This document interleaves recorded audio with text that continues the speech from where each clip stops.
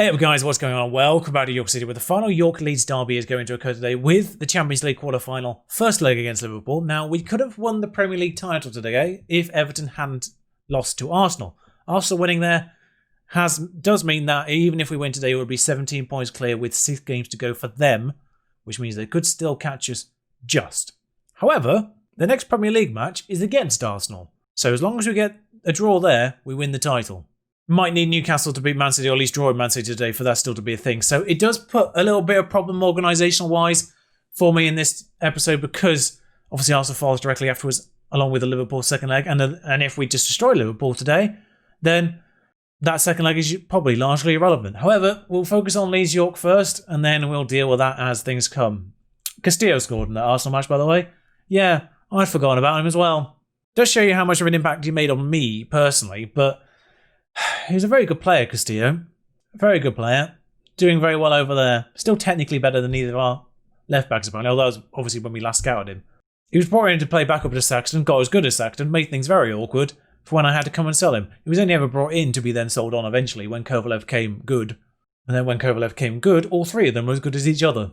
That's the problem when you bring in those 4, maybe 5-star players. You never know. You never know. They could be like Argueso and B's backups, or they could be like Castillo and end up as good as your first team players. Now, the first team has been restored after playing Wrexham last. No games will be played in between, of course, that you need to know about. 2 international games. Won them both. Now, the lineup today will be Christian in goal, Saxton, Moreno, Rick and Fiore in that back line. Now, you might notice Azarta missing there. He's fine, 92%. He is the most tired of people. But I figured, keep one of them out of this one, keep the other one fresh for Liverpool, and Azarta steps out for this one. Grimes and Vidal in the middle, Carpentier and Cantoro, Godoy and Gonzalez up front. Internationally wise, there's usually someone who comes back on about 80%, usually Showdown, usually Vidarson. They're both fine. This time around, no one actually super tired, just Moreno and Azarta on 92, and that's the worst we have. But with this end of the season, a lot of games still to play this, hopefully. I want to make sure those 2 central defenders mostly are the ones not getting told off for being played too much. Because we've already had one, you might be a bit jaded in the form of Moreno earlier this year, around Christmas. Don't want another.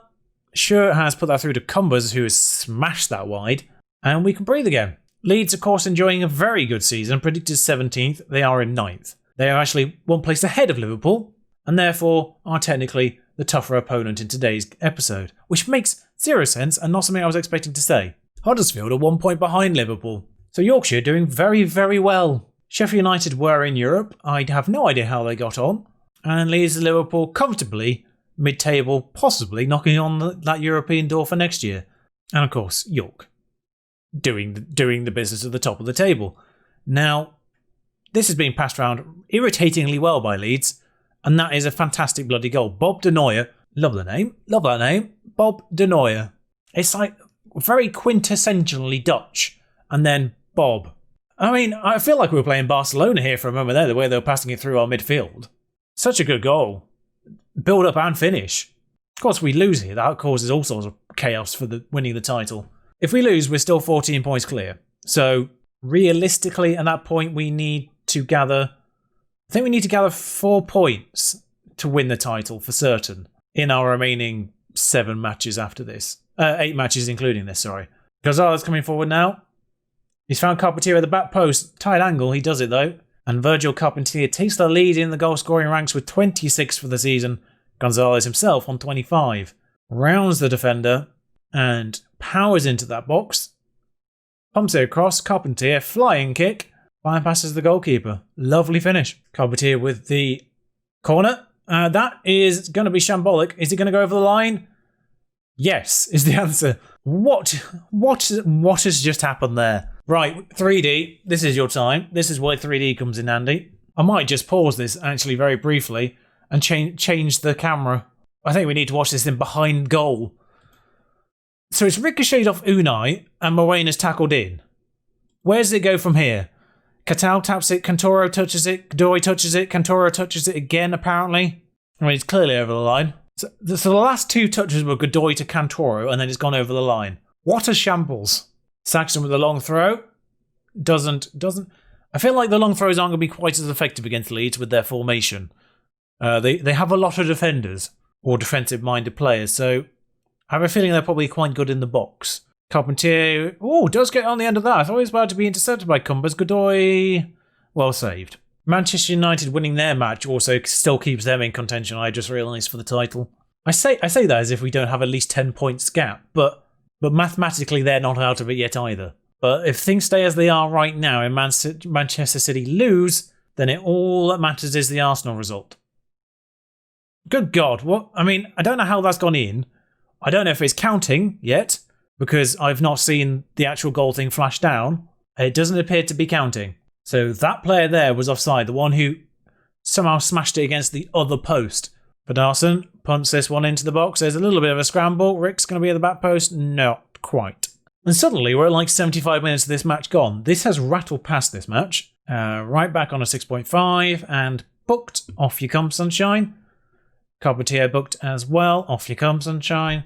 Not risking that in a derby, thank you. Cantoro's nervous. Don't have Yurchenko on the bench. I think he's injured, actually. Worth noting, if Manchester City draw with Newcastle, it's effectively over for them as well. 18 points is the gap. Then, although they do have a very good goal difference for being potentially 18 points behind, their goal difference is only 6 worse than ours, which is absolutely crazy considering their points tally. Sorry, 10 worse than ours. It was 9 before today. 6 or 9. They're easy to confuse. This highlight did not end with that shot, so here we go again. Showdown on the ball. Finds Gonzalez. Wonderful ball that, I will say. Wonderful ball. It's been headed out by Marcus Vinicius. Saxton finds Vidarson. Grimes. I wonder if at some point he's going to make his way to Showdown. There it is. There's that ball in the space. And now finds Saxton on this left-hand side.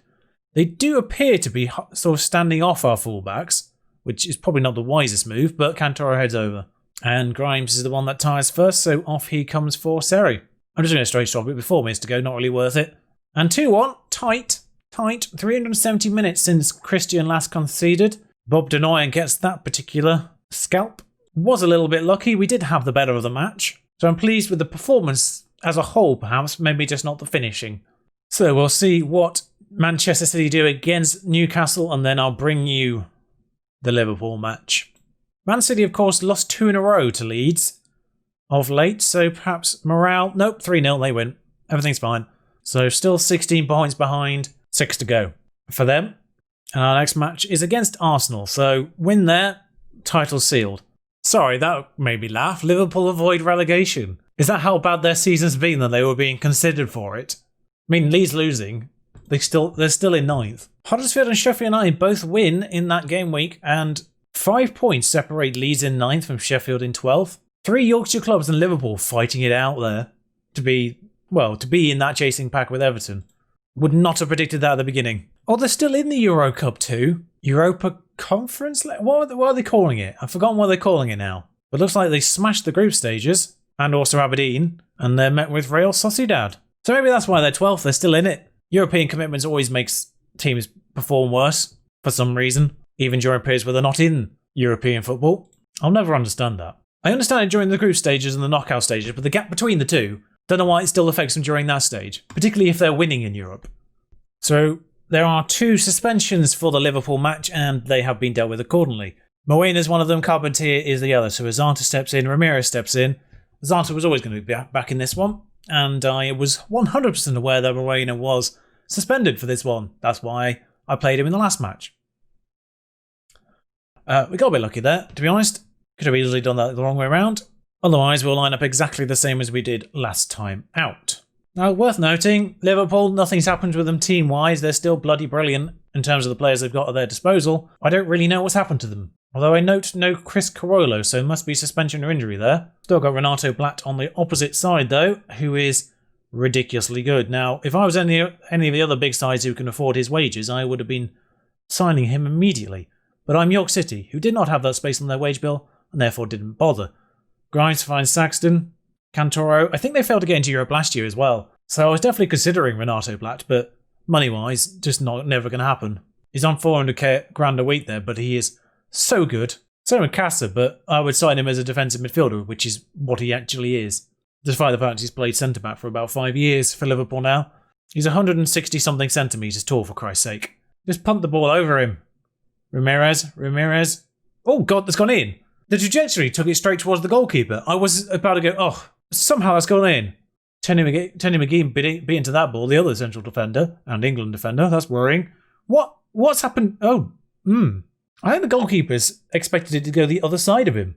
And then it's just gone, oh no, I've got it wrong. How that's got past him, I have no idea. Motivate them, send them back out again. Striker's not doing well. I mean, statistic-wise, we are obliterating them. Highlight-wise, we've had one. Is the goal the only highlight?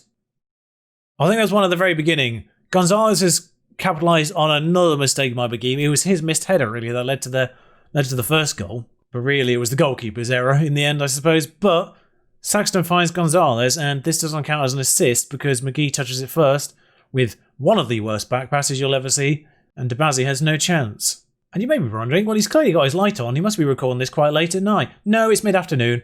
We've just... anything they can do, we could do worse, apparently. No, I'm recording this about 4 p.m, so welcome to Leeds again, I guess. Miserable day. Another miserable day, and...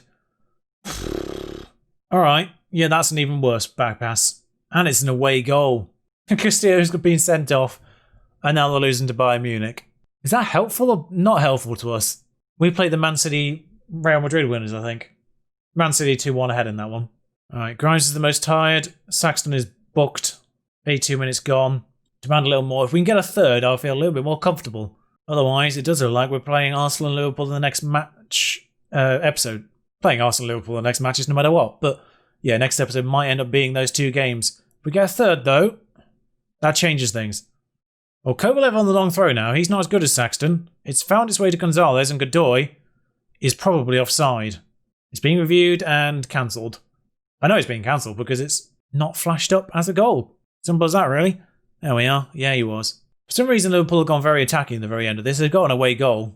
A second, obviously, will help things, but opening themselves up for more goals on our end is probably not the wisest move on their part.